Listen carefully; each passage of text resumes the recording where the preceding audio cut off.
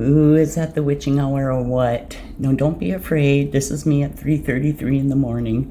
Mark is sleeping, and I thought I'd tell you guys about the email I got from Lloyd Auerbach.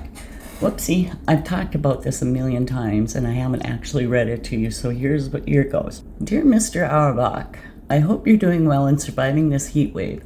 I live in southern Arkansas, and it's been a boiler. I really appreciate you taking time to read this email. I value your experience.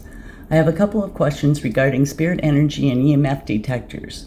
I'm curious if you know, how is the idea that ghosts disrupt electromagnetic frequencies begun? We know that several things in the environment can set off EMF detectors, such as cell phones, walkie-talkies, and nearby mains electricity. How unusual is it for batteries to discharge rapidly, as they sometimes do in an investigation? And finally, why is it thought that spirits need to borrow energy in order to manifest? That's the one that really bothers me. These are a few questions I have, which answers will help me carry on with my understanding. What are your thoughts, if I may ask? And then I put this little personal thing in here. It said, I'm 10 years younger than you, but I've been exploring the paranormal since I moved into a haunted dorm room in 1984. My husband and I have been investigating together since 2005. I'm very intuitive and sensitive, and also very curious. Thank you for your time. Have a lovely day. Sincerely, me. And then Mr. Auerbach writes back, Hi, Julie. I'll try to answer these questions about EMF issues.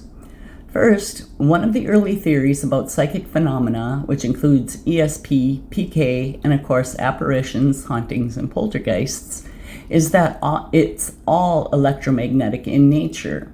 However, research looking at electromagnetic fields/energy in connection with the phenomena over the decades has made it beyond highly unlikely for most of the phenomena, especially for apparitions, ghosts.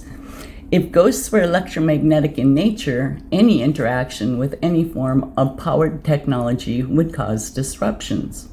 That's what I thought.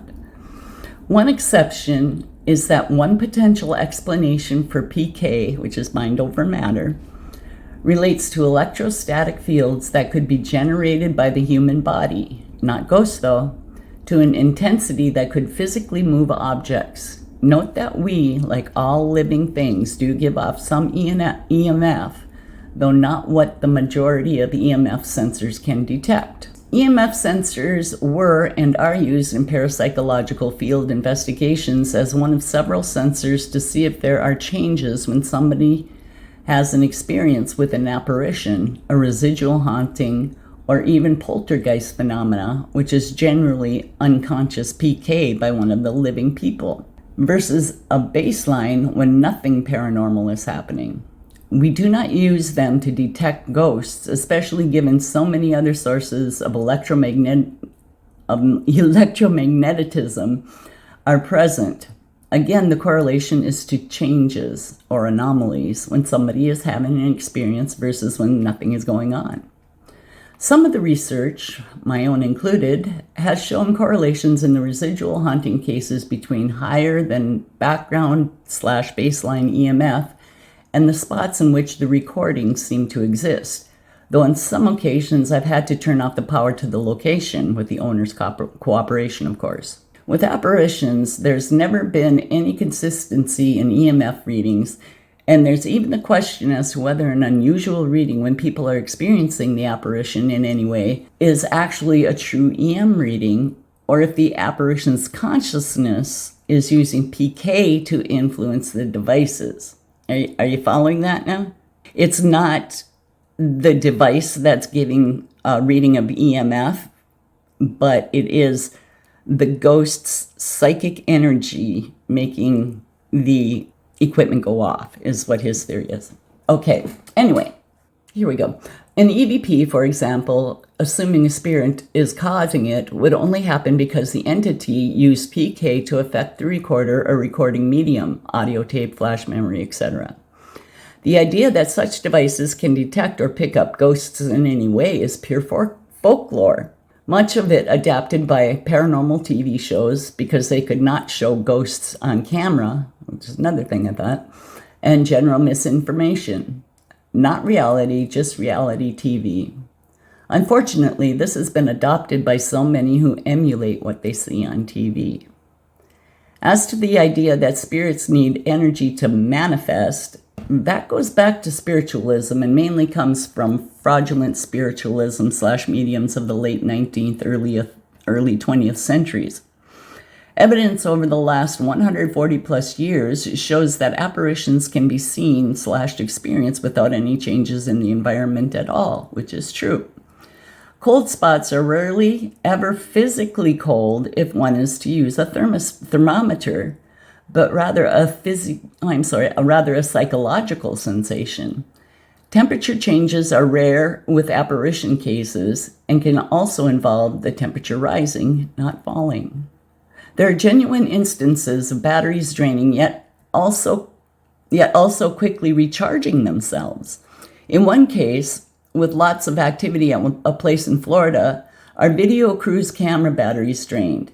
We went outside to swap batteries, fresh ones in the van, and when the cameraman checked before swapping, the batteries were full again. We don't think apparitions are sucking up the energy of the batteries because they need it, but rather potentially screwing around with the investigator's tools, a bit of mischief. This, again, would be by PK. Note that PK, do you understand that as an abbreviation for psychokinesis, which means moving with the mind? Psycho means mind, kinesis is moving. Okay, so that's psychokinesis. All right, note that psychokinesis, or PK, is necessary for a ghost to move something as well. And it is very important to realize that living people have unconscious PK abilities as well. Something we have lots of laboratory evidence for when it comes to effects on technology. Consequently, it could be the ghost that affects the tech, or it could be one of the investigators without realizing it. Do take time to read the FAQ on my website. It's from my book, A Paranormal Casebook. Discussions of different types of cases in the book will provide additional information and explanations.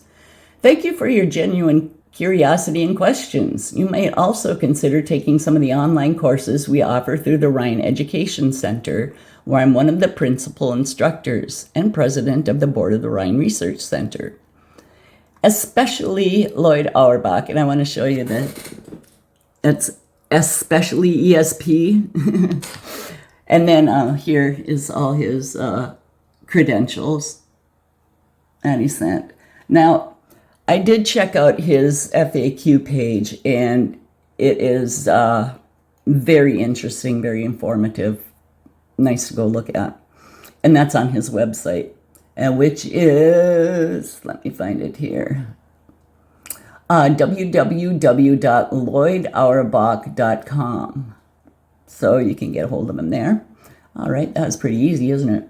Okay, so I wrote back to him, and I said, Dear Mr. Auerbach, thank you for your rapid response and for responding at all. You confirmed many speculations I had about electromagnetic frequencies and why it appears to be an important indicator of a ghost. I've come to the conclusion that it doesn't. I recently heard information that the claimed spirits exist because energy can neither be created nor destroyed is a fallacy because the residual energy can be accounted for in heat released as the body decays. That makes sense to me. I believe spiritual energy is what a person makes of it based on their beliefs. For example, Edgar Cayce's readings indicated that the soul becomes part of an oversoul and can be at all places at once. If true, why would there be an EMF spike in a specific location? All the soul's energy would be dispersed amongst the cosmos, not concentrated in one specific area, unless, of course, it chooses to, I suppose. Also, I agree that temperature difference isn't an indicator of a spirit. I had not thought that it could be PK, however. How does that explain when more than one person can feel the cold spot? Power of suggestion, wanting to fit in? My husband and I both have had experiences where no temperature change was indicated, as well as both feeling a cold presence. I've had poltergeist activity in 2 houses I've lived in, both under circumstances of stress in the household. I got you on the PK. I've recently checked out the Rhine Institute to see if anything was still being done with the random dice generator / prediction experiment.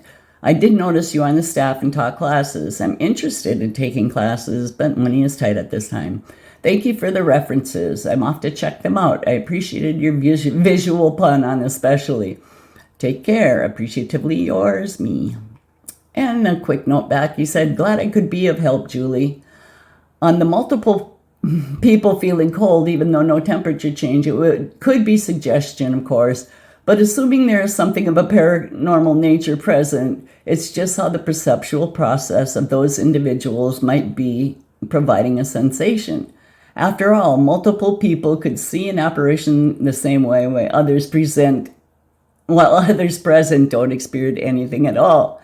And I wrote back to him and I said, I realize the sensation of cold can be impressed on all parties present. Have a wonderful day.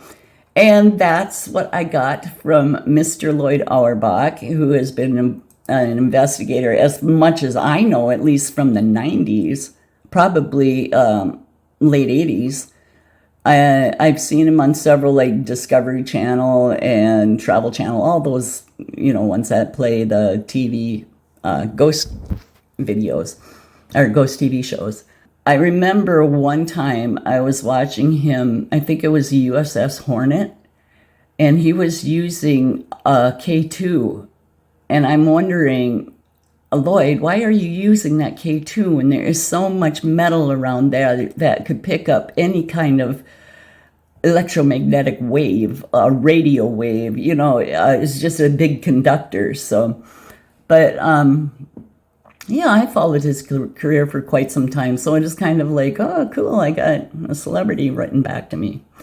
If you guys have any questions about what he's written, why I wrote to him, or if you have any questions at all, we would really like to hear from you. So put it in the comments below, or you can hit us up at spiritedinvestigations@protonmail.com. And that's PROTON, proton, MAIL, mail, protonmail, altogether.com. Thank you. Now, you guys have a good day. Bye. He didn't talk like that.